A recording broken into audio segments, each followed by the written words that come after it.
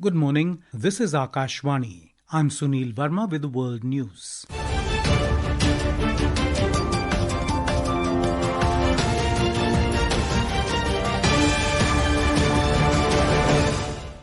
The headlines.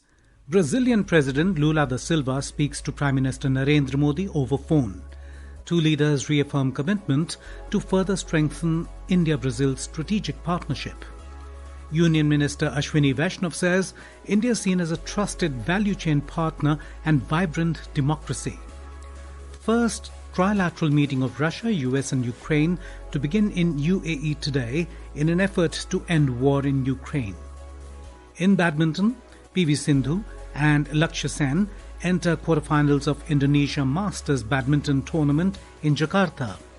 And in Women's Premier League cricket, Gujarat Giants beats UP Warriors in Vadodara.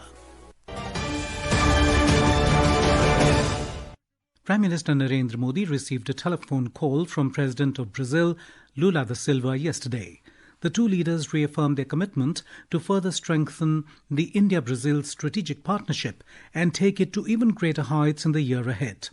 In a statement, the External Affairs Ministry said that the two leaders noted with satisfaction the significant progress achieved across diverse areas of bilateral cooperation, including trade and investment, technology, defense, energy, health, agriculture, and people-to-people ties.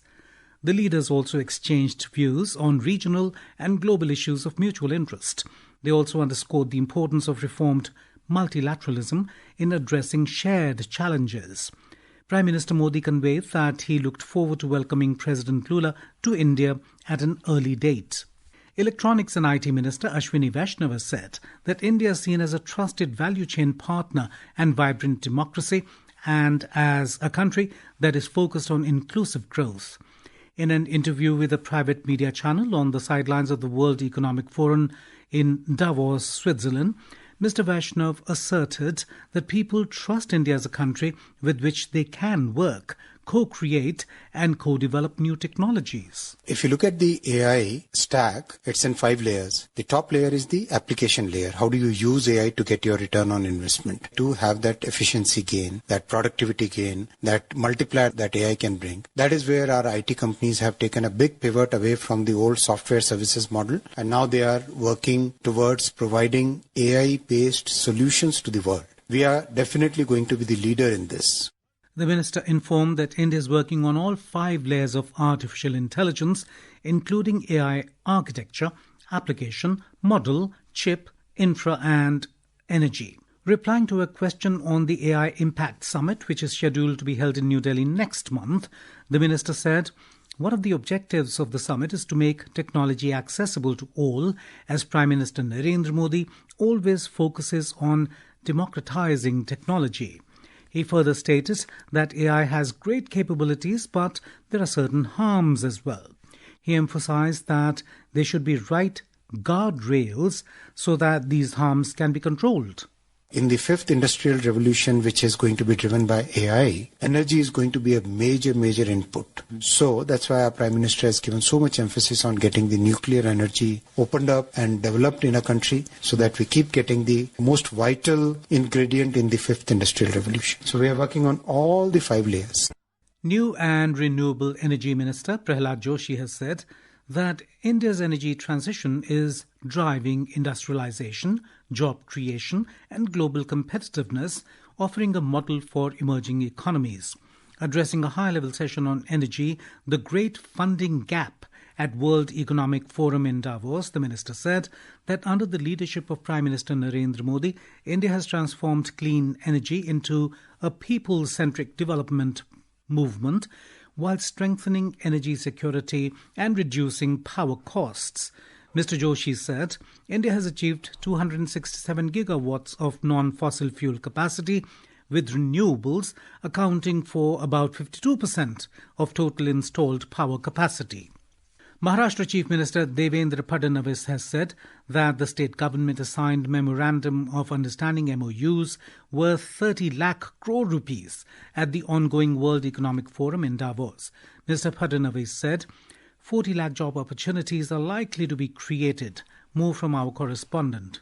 Fadnavis clarified that 83% of these agreements involve foreign direct investment, while 16% is in foreign technology partnerships. He added that a total of 18 countries will be investing in Maharashtra, while stating that 75% of the investment pledged at last year's World Economic Forum has fructified on ground. He said this year's investment will lead to the growth of Third Mumbai, the Raigad Paint Growth Center, and emerging hubs like Chhatrapati Sambhajinagar, Sindhudurga, and Ratnagiri. Bhavna, Akashvani News, Mumbai. This is Akashvani. You're listening to World News. We bring you the top international news and updates from around the globe. US President Donald Trump administration is willing to sell Venezuelan oil to India under a new US-controlled framework. The move came after Caracas and Washington reached a deal this week to export up to $2 billion worth of Venezuelan crude, some 30 to 50 million barrels, to the United States. India was a major buyer of Venezuelan crude before American sanctions curtailed trade. The possibility of renewed access could help diversify India's energy imports amid sustained demand growth. While Venezuela has the world's largest proven oil reserves, India is among the world's fastest growing energy consumers and relies heavily on imports to meet its oil needs. Ukrainian President Volodymyr Zelensky has announced that Ukraine, the United States and Russia are going to hold a trilateral meeting in UAE today and tomorrow. This marks the first time since 2022 conflict that delegations from all three nations will meet together to discuss ending the war.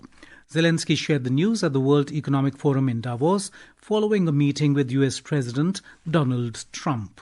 American team will go to Moscow. Yes, they waited for our meeting with President Trump, and now they will go, and my team will meet American team, and I think that it will be the first trilateral meeting in Emirates. It will be 2 days meetings in Emirates. Mr. Trump described their discussion as positive and stressed that the war must end. The UAE India Business Council, UAE Chapter UIBCUC, has announced an ambitious roadmap for 2026 aimed at deepening economic cooperation between India and the United Arab Emirates and translating policy commitments into tangible outcomes. The announcement comes in the wake of the recent visit of the UAE President to India, where talks with Prime Minister Narendra Modi reaffirmed the strength of the bilateral partnership under the Comprehensive Economic Partnership Agreement, or CEPA. In the Women's Premier League cricket, Gujarat Giants defeated UP Warriors by 45 runs in a league stage match at the BCA Stadium in Vadodara last night. Chasing the target of 154 runs set by Gujarat Giants, UP Warriors were bowled out for 108 runs in just 17.3 overs. Earlier, put into bat, Gujarat Giants scored 153 runs for 8 wickets in the stipulated 20 overs. In badminton, top Indian shuttlers PV Sindhu and Lakshya Sen entered the quarterfinals of Indonesia Masters Badminton Tournament in Jakarta yesterday. In women's singles, two-time Olympic medalist PV Sindhu progressed to the quarterfinals, defeating Denmark's Lena Højmark Kursfeldt by 21-19, 21-18. In men's singles, 7th seed Lakshya Sen also advanced to the quarterfinals, defeating Hong Kong's Jason Gunawan 21-10, 21-11. And now, before we close, here are the highlights of the bulletin. Brazilian President Lula da Silva speaks to Prime Minister Narendra Modi over phone. The two leaders reaffirm commitment to further strengthen India-Brazil strategic partnership. Union Minister Ashwini Vaishnav says India is seen as a trusted value chain partner and vibrant democracy. First trilateral meeting of Russia, US and Ukraine to begin in UAE today in an effort to end war in Ukraine. In badminton, PV Sindhu and Lakshya Sen enter quarterfinals of Indonesia Masters Badminton Tournament in Jakarta. And in Women's Premier League cricket, Gujarat Giants beats UP Warriors in Vadodara. And that is the end of this news bulletin.